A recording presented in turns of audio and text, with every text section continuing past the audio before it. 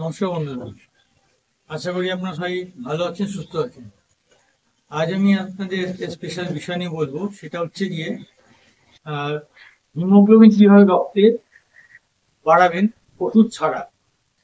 Mainly বলবো যে আমরা হিমোগ্লোবিন আমাদের কেমন কি দরকার।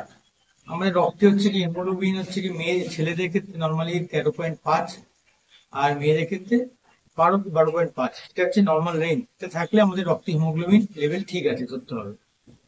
যদি কোনো কারণে এর নিচে যায় তবে এটাকে আমরা অ্যানিমিক বলবো বা অ্যানিমিয়া বলবো।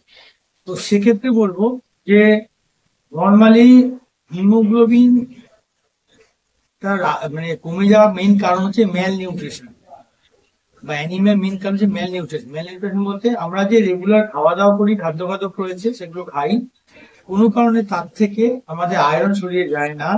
না যাওয়ার জন্য আমাদের হিমোগ্লোবিন রাইজ হয় না। এর জন্য হচ্ছে গিয়ে আমাদের অ্যানিমিয়া হয়। তো এটা কিভাবে আপনারা বাড়াতে পারেন?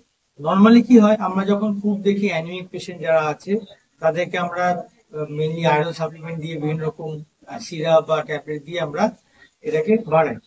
কিন্তু আজ আমি বলবো আপনাদেরকে যে কিভাবে ওষুধ না খেয়ে বা মেডিসিন না নিয়েও আপনি কিভাবে হিমোগ্লোবিন রাইজ করতে পারেন। প্রথমে বলি, হিমোগ্লোবিনটা হচ্ছে এটা একটা প্রোটিন প্রোটিন সাপ্লিমেন্ট। তো প্রোটিন জাতীয় সোর্স বা প্রোটিন জাতীয় সাপ্লিমেন্ট থেকে আপনারা এই হিমোগ্লোবিনটা রাইজ করতে পারেন। এবং দেখা গেছে যে প্রোটিন সোর্স থেকে যদি আপনি প্রোটিন সোর্স খেয়ে আপনি যদি হিমোগ্লোবিন রাইজ করেন, তাহলে প্রায় ধরুন 20% থেকে 50% পর্যন্ত হিমোগ্লোবিন কুইক ইনক্রিজ হয়ে যায়।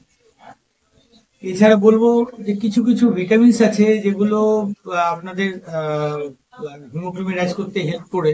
যেমন ধরুন vitamin C, vitamin বি12, folate.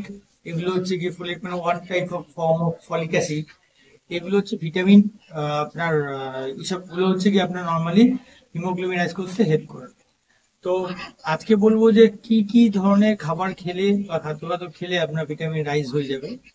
Normally বলি আপনাকে, আপনারা যে খাবারগুলো নর্মালি খান, যে আমাদের ফোলেট সোর্স আছে, সেগুলো হচ্ছে কি মধ্যে পড়ে হচ্ছে বিভিন্ন রকম শাক, গ্রিন লিফি ভেজিটেবল বলে শাক পড়ে। সেই শাকগুলো খেলে হতে পারে। অ্যাজ ওয়েল অ্যাজ নাম বলতে আমি বলবো, যেমন ধরুন কুলেখাড়া শাক হতে পারে, এটা খেলে খুব তাড়াতাড়ি রক্তে হিমোগ্লোবিন বেড়ে যায়।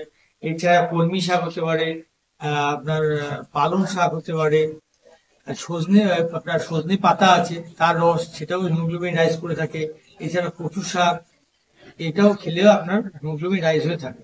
এছাড়া ফলের মধ্যে বলবো নর্মালি বেদানা বা ডালিম জাতীয় ফল যেগুলো আছে, এটা কুইক হিমোগ্লোবিন রাইজ করে থাকে।